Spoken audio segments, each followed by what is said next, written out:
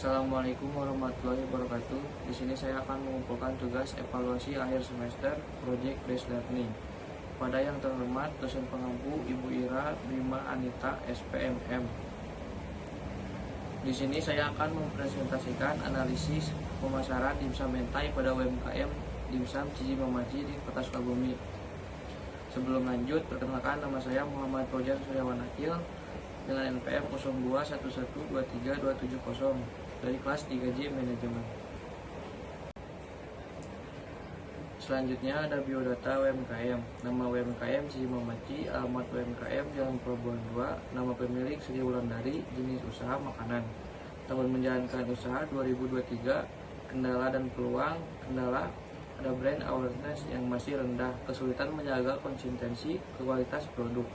Peluang, ekspansi ke pasar ekspor, tren makanan lokal dan autentik. Selanjutnya ada segmentasi targeting positioning. Yang pertama ada analisis segmentasi demografi. Dimsum Cici Mamaci terbagi ke dalam segmentasi demografi, yakni Dimsum Cici Mamaci dalam hal segmentasi pasar dapat ditargetkan kepada konsumen berusia 15 hingga 35 tahun, terutama pelajar, mahasiswa, dan pekerja muda yang tinggal di daerah perkotaan. Selain itu, konsumen mereka juga aktif di media sosial dan menyukai makanan yang sedang viral, sehingga dimsum mentai yang unik dan menarik dapat menjadi pilihan yang tepat. Selanjutnya ada analisis targeting. Fokus utama dimsum mentai Cici Mamaci adalah pada generasi milenial dan Gen Z yang terbuka terhadap makanan baru. Strategi pemasaran dapat mencakup promosi dan diskon untuk menarik perhatian mereka, serta mereka menggunakan media sosial untuk meningkatkan visibilitas produk dengan cara live setiap hari dan menggunakan produk tersebut. Selanjutnya ada analisis positioning. Dimsum mentai Cici Mamaci harus menekankan keunikan rasa dan kualitas bahan yang digunakan. Rasa mentai yang khas membedakannya dari dimsum tradisional biasa. Selain itu, penggunaannya bahan-bahan berkualitas tinggi dan fresh. UMKM ini dapat dirancang dengan suasana yang nyaman dengan membuka kedai untuk konsumen di dine-in serta kemasan yang estetik untuk produk takeaway. Dengan demikian, dimsum mentai dapat diposisikan sebagai pilihan kuliner premium. Selanjutnya marketing mix. Yang pertama, produk. Dimsum mentai adalah hasil inovasi olahan pangan dengan bahan dasar ayam dan udang yang diberi topping saus mentai yang creamy dan taburan nori atau rumput laut. Yang kedua, price. Dimsum mentai Cici Mamaci dijual dengan harga 28.000 isi 6 dan 20.000 untuk harga dimsum original isi 6. Mereka juga menjual variasi untuk ulang tahun dimulai dengan harga 100.000. Yang ketiga ada flash. Distribusi offline. Dimsum mentai Cici Mamaci ini bisa ditemukan di Jalan Pelabuhan 2 Kota Sukabumi. Di platform online Dimsum Cici Mamaci tersedia di Gojek Food. Yang terakhir ada promotion.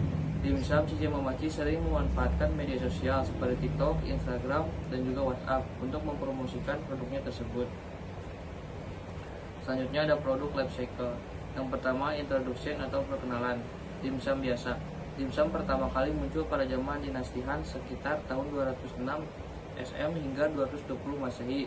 Dimsum berkembang menjadi bagian dari tradisi teh sore di Tiongkok, khususnya selama dinasti Tang 608 sampai dengan 907 Masehi, dan mulai disajikan di kedai di Guangzhou. Dimsum adalah sebuah hidangan tradisional Tionghoa yang populer di berbagai negara termasuk Indonesia. Dimsum mentai. Dimsum mentai pertama kali dipopulerkan di Jepang sekitar tahun 2010 dan mulai dikenal luas di Indonesia sekitar tahun 2015. Dimsum mentai adalah variasi dimsum yang menggabungkan kelezatan dimsum klasik dengan saus mentai yang creamy dan gurih. Saus mentai tersebut dibuat dari mayones, saus pedas, dan tobiko atau telur ikan terbang.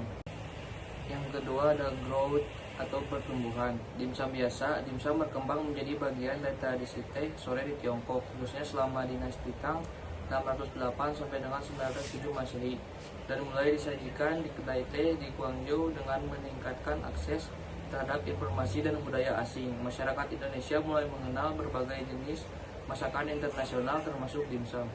Dimsum mentai.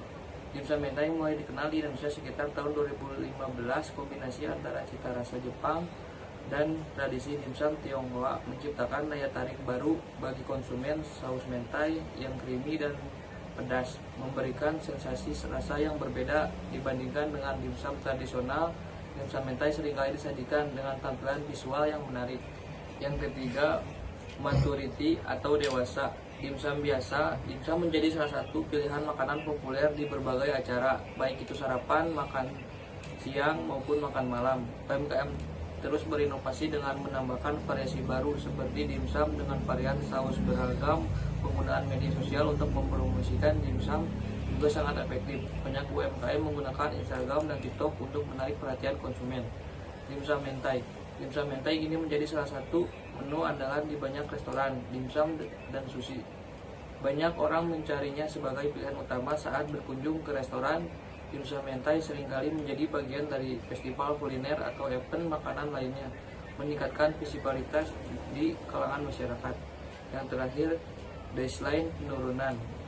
Dimsum biasa munculnya tren makanan baru seperti makanan sehat atau makanan cepat saji dapat menghilangkan perhatian konsumen dari dimsum.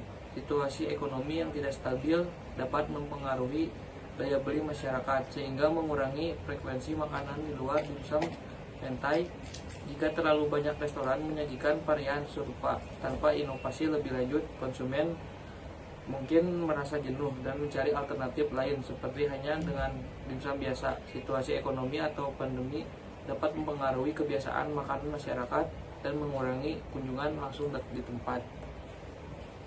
Selanjutnya, strategi ofensif. Yang pertama, inovasi produk. Inovasi adalah kunci untuk menarik perhatian konsumen dan membedakan produk dari pesaing.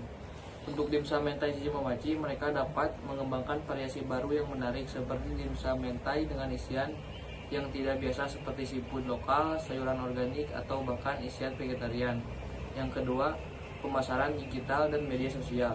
Dimsum mentai Cici Mamaci memang sudah melakukan pemasaran melalui media sosial. Mereka menggunakan platform seperti Instagram dan TikTok untuk mempromosikan dimsum mentai tersebut. Yang ketiga, promosi dan diskon. Menawarkan promosi khusus seperti diskon untuk pembelian pertama atau paket bundling. Misalnya memberikan diskon 20% untuk pembelian pertama. Selain itu, mengadakan event atau festival kuliner. Yang keempat, mengembangkan saluran distribusi. Memperluas saluran distribusi sangat penting seperti menjalin kemitraan dengan platform pengantaran makanan seperti Gojek, Grab, atau layanan pengantaran lokal lainnya. Dapat meningkatkan aksesibilitas produk. Yang terakhir ada pengalaman pelanggan. Menciptakan pengalaman makanan yang unik di tempat yang lebih nyaman dapat meningkatkan daya tarik dimsum mentai. Misalnya mengadakan acara memasak langsung di mana pelanggan dapat belajar cara membuat dimsum mentai dari koki profesional. Selain itu, menciptakan suasana yang nyaman dan instagramable. Selanjutnya, strategi defensif. Yang pertama, meningkatkan kualitas produk. Kualitas produk adalah faktor kunci dalam mempertahankan pelanggan, memastikan bahwa dimsum mentai selalu menggunakan bahan berkualitas tinggi dan menjaga konsistensi sangat penting. Melakukan pengujian rasa berkala dan mendapatkan umpan balik dari pelanggan dapat membantu dalam menjaga standar kualitas. Yang kedua, membangun loyalitas pelanggan. Program loyalitas yang memberikan penghargaan kepada pelanggan, misalnya setiap pembelian dapat memberikan poin yang dapat ditukarkan dengan diskon atau produk gratis. Selain itu, mengirimkan newsletter dengan informasi tentang promosi dan produk lain kepada pelanggan. Yang ketiga, ada monitoring pesaing. Melakukan analisis pasar secara berkala untuk memantau strategi dan produk pesaing. Sangat penting dengan memahami kekuatan dan kelemahan pesaing. UMKM tersebut dapat menyesuaikan strategi mereka untuk tetap kompetitif. Jika pesaing meluncurkan produk baru, UMKM tersebut harus siap untuk merespon dengan inovasi yang lebih menarik. Yang terakhir, diversifikasi produk. Menawarkan produk tambahan yang melengkapi dimsum mentai dapat meningkatkan penjualan dan memberikan lebih banyak pilihan kepada pelanggan. Berikut ini ada foto dokumentasi saat saya mewawancarai. Sekian dari saya. Wassalamualaikum warahmatullahi wabarakatuh.